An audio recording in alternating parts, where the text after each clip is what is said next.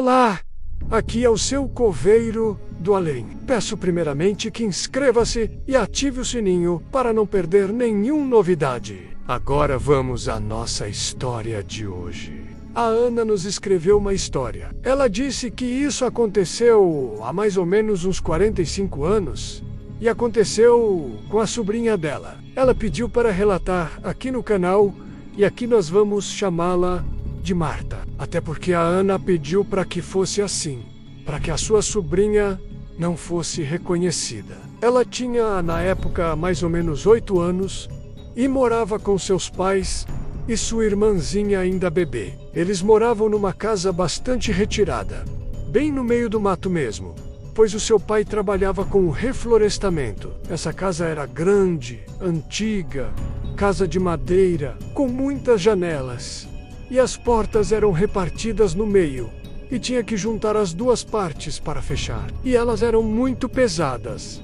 aquelas partes das portas. Para chegar nessa casa, tinha que atravessar um rio pulando sobre as pedras e às vezes por dentro da água, quando chovia muito e o rio enchia. E às vezes eles acabavam ficando ilhados lá no meio do mato, sem poder fazer a travessia. O vilarejo mais próximo ficava a uns 5 quilômetros.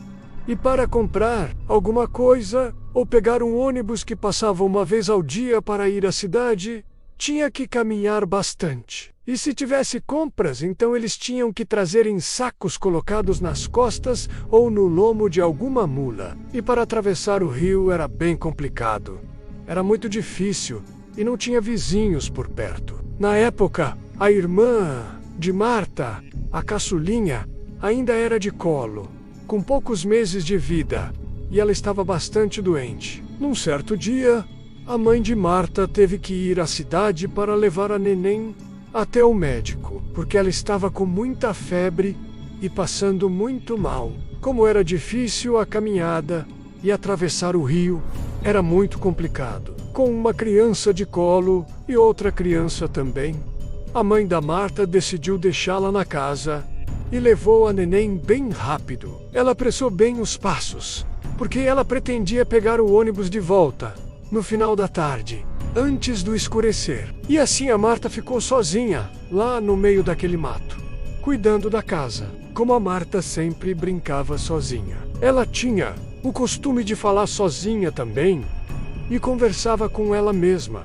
Cantarolava às vezes, fazendo as brincadeiras de criança. Ela contou que ficou ali sozinha, mas não ficou com medo não. Ela já estava acostumada a brincar pelo quintal, até que algumas horas pela tarde, já estava ela na área, na frente da porta da cozinha, e ela estava brincando ali.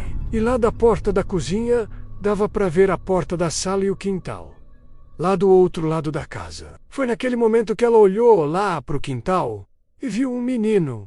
Ele tinha uma perna só e estava pulando, e pulava muito, que rodopiava e levantava pó do chão. Ele usava só um calção, tinha um pé descalço, sorria com seus dentes muito brancos, mas o seu sorriso era malvado, que dava medo. A Marta ficou com medo e parecia que ele estava zombando dela, por ela estar brincando sozinha e falando com ela mesma. Com muito medo, Marta saiu correndo, foi para o quarto e trancou a porta. E ela pensou em fechar as janelas, mas não tinha coragem de sair do quarto. Então, pela fresta da janela do seu quarto, ela ficou olhando e via aquele menino lá no quintal. Ele ainda estava lá pulando, rodopiando, e o pó ainda levantava lá do terreiro. De repente, aquele menino pulou sobre uma árvore e saiu assobiando e foi sumindo lá para o meio do mato. A Marta diz hoje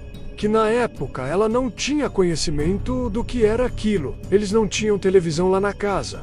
Mas agora ela sabe que aquele menino que ela viu se tratava de um saci. Nessa história, a menina com certeza experimentou um encontro inesperado com o Saci Pererê. Ele é uma figura do folclore brasileiro, conhecida por suas travessuras e habilidades sobrenaturais. O Saci é descrito como um menino de uma perna só. Ele usa um gorro vermelho e fuma um cachimbo. Ele é conhecido por assobiar e causar travessuras, como esconder objetos e assustar as pessoas também. Encontrar o Saci em uma cabana no meio do mato é bastante condizente com os relatos folclóricos, já que ele é frequentemente associado a ambientes rurais e florestais. Sua presença é marcada por assobios misteriosos, vislumbres vulgares, como pulos rápidos e ágeis pelo quintal. Esses encontros costumam ser descritos como experiências surreais e misteriosas, deixando aquele que os testemunha com uma mistura de medo, curiosidade e fascínio pelo mundo mágico do folclore brasileiro. É muito comum ouvirmos essas histórias sobre esse personagem do folclore nacional, o Saci Pererê. Quem teve antepassados, avós, tios ou algum conhecido que morou em sítios, fazendas, sabe que naquele tempo não havia luz elétrica. E para chegar até a cidade, era muito difícil realmente. Precisava andar muito tempo por alguma estrada de terra. Quem tinha uma carroça, uma charrete ou montava um cavalo, chegava até mais rápido no vilarejo mais próximo. E naquele tempo as pessoas se reuniam na casa da fazenda ou no sítio, ao redor de um fogão de lenha, e nas noites frias, eles ficavam ali, se aquecendo do frio. Acendiam o fogo e ficavam contando histórias. E muitas histórias era sobre o avistamento do Saci Pererê. Muitos casos aconteceram com pessoas que podem afirmar que realmente o Saci Pererê existe e que ele gosta de pregar peças às pessoas ou assustar. Outros desavisados que acabam xingando no sítio e não sabem, ou até mesmo duvidam da sua existência. Ou Saci Perurque. Quem já viu sabe como ele é, sabe como que é as suas ações, e somente para quem mora no sítio. Provavelmente até hoje, em algum lugar, por esse imenso Brasil, esse personagem ainda continua aparecendo para esconder coisas das pessoas, fazendo-as ficarem desesperadas, procurando sem saber onde foram guardadas, ou até mesmo levando susto com esse personagem ao ouvir o seu assobio durante as noites ou até mesmo durante as tardes.